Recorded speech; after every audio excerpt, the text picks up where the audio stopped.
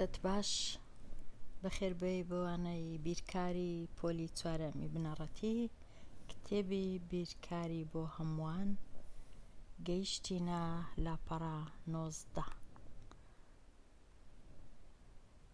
لاپەڕە 19 لەو کتێبە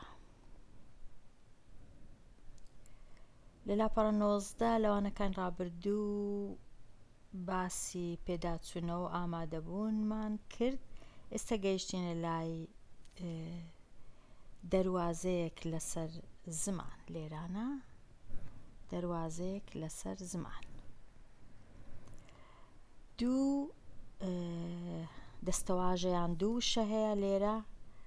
یەکەم وشە بەراورد، دووەم وشە جیاوازی. کاتێک بەراورد لە نێوان دوو شت یان زیاتر دەکەی سەیری خاڵە هاوشێوەکان دەکەیت لە نێوان ئەم شتانەدا و دەریان دەخەیت. و کاتێک جیاوازی لە نێوان دوو شت یان زیاتر دیار دەخەیت ئەوە تۆ سەیری خاڵە جیاوازیەکان دەکەی. بە مانای چیەوە؟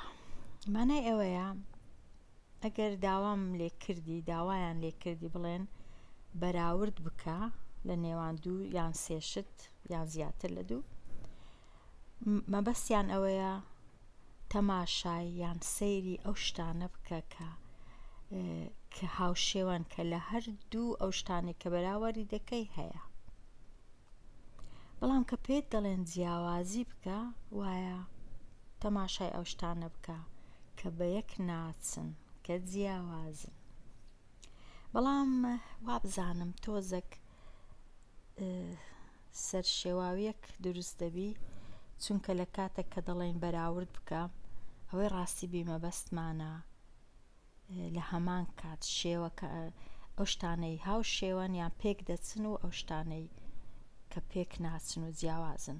بەڵام ئەگەر بڵێن لە زیاتی بڵێن بەراورد، باشترەوە بڵێن لە یەکچوون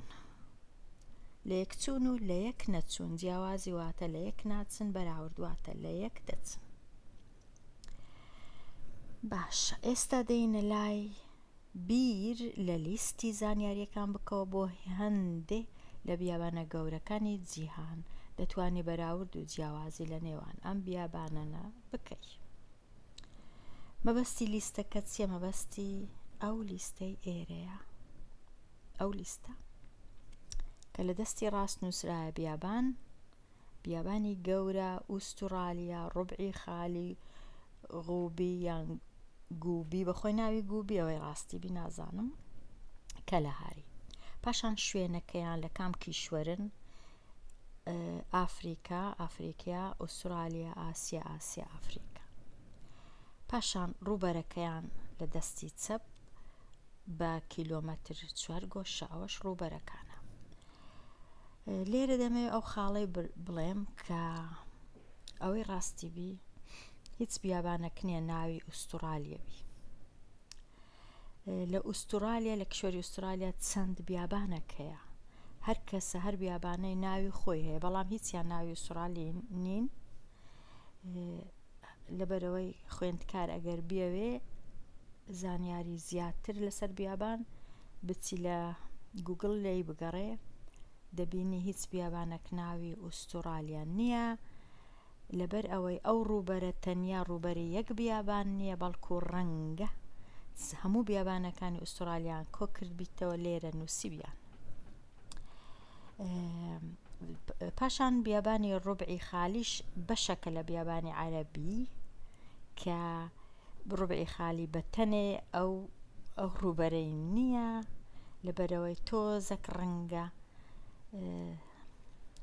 گفتوگۆ دروستبی لەسەر ڕووبەری بیابانەکان ئەگەر خوێندکار بەخۆی بچی لێکۆڵینەوە بکات و زانیاری زیاتر بەدەست بینی. لەبەر هەندێ ئەمن تۆزێک لێرە دەیکەیمە دەرسی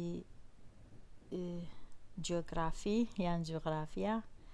ئەگەر تەماشای ئەو نەخشەی جیهان بکەین، ئەو بەشە زەردانە گوایە ئەوانە بیابانن.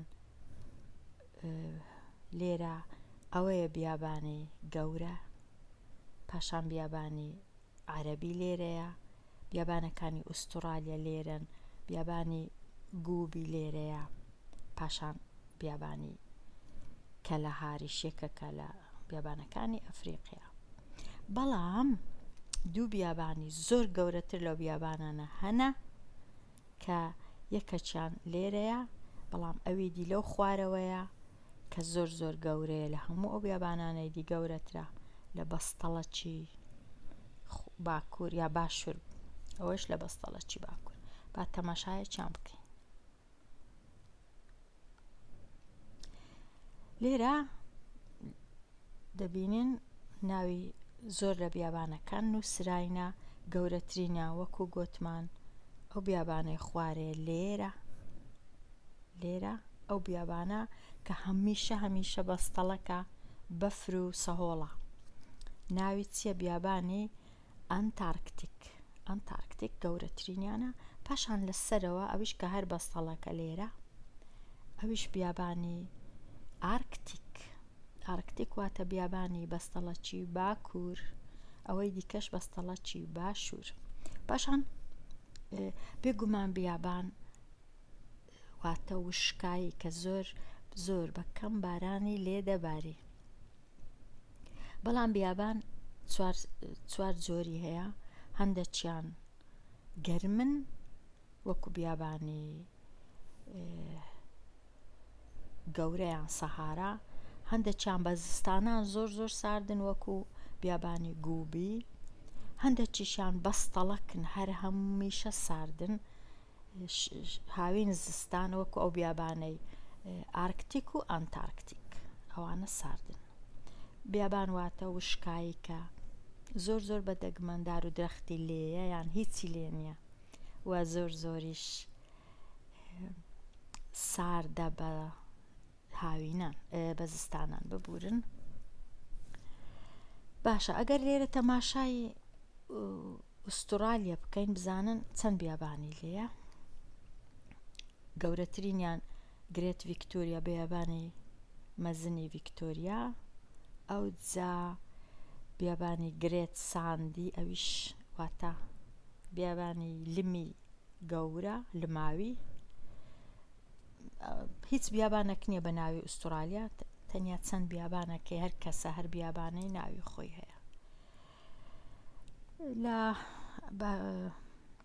لە ئەمریکای باکووریش چەند بیابانەکەی، لە باشووریش چەند بیابانەکەیە، هەروەها لە ئاسیاش چەند بیابانەکە. بێگومان بیابانی بچووکتریشەیە، بەڵام لێرە ناویان نەنووسراوە.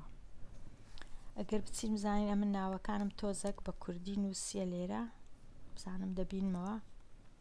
ئەو بیابانانە لە خوارەیە کە گوتمان بەستەڵەکی لەو خوارەیە کە زۆر گەورەیە ئەو بیابانە هەمووی ئێرە دەگریتەوە، بەستەڵەکی ئەنتارکتیک یان بیابانی ئەنتارکتیک. لەو سەرەوەش کە زۆر ئەویش گەورەیە کە هەموو ئێرە دەگریتەوە، ئەو جێیانە هەمووی دەگریتەوە، پێی دەڵێن بەستەڵەکی ئارکتیک. پاشان گەورەترینیان کە ئێرەیە لە ئەفریقای سەروی ئەفریقیا سەهارای پێدەرێن یان بیابانی گەورە، هەردووچ پێ دەڵێن سەهارا، وابزان وشەکە لە وشەی سەحرای عەرەبی هاتیە. پاشان لە ئوستورالیا گەورەترینیان لە ئوستورالیا ڤیکتۆریای گەورەیە، بەڵام لە کتێبەکەی هەموو بیابانەکانی ئوسترالیایان کۆ کردیتەوە. پاشان بیابانی گوبیش کە لە لای چین و مەنگۆلیایە. ئەو جە بیابانی عەرەبیش گوتمان پێی ناڵێن بیابانی ڕوبعی خالی، چونکە ڕوبعی خالی بەشێکی بیابانی عەرەبیە، بیابانی عەرەبی کە لێرەیە. ئەو بیابانانە کەلەهاریش، بیابانی کەلەهاریش لەو خوارەیە کە لێرە دەیبینین کە باسکرایە لە کتێبەکە. بزانین بیابانەکانم نووسیەوە، تەواو بوون. ئەوجا ئێستا دەینە سەر پرسیارەکان. پرسیارەکان دەڵێت چ؟ دەڵێ لێرە نووسرایە بیر لە لیستی زانیاریەکان بکەوە بۆ هەندێک لە بیابانە گەورەکانی جیهان و بەراوردیان بکە. دەچینە لای لیستی زانیاریەکان وە لەو هەرچەندە لیستی زانیاریەکانیش تۆزێک سەر لێ شێواوی ڕەنگە بە خوێندکار بدەن، لەبەرەوەی لێرە چ نووسرایە؟ نووسرایە ڕوبعی خالی، بەڵام لێرە نووسرایە لە ڕاهێنانی 34 چ نووسرایە؟ نووسرایە بیر لە ڕووبەری بیابانی عەرەبی. هیچ لێرە بیابانی عەرەبی نەنووسرایە، لێرە نووسرا بیابانی عەرەبی و بیابانی گەورە.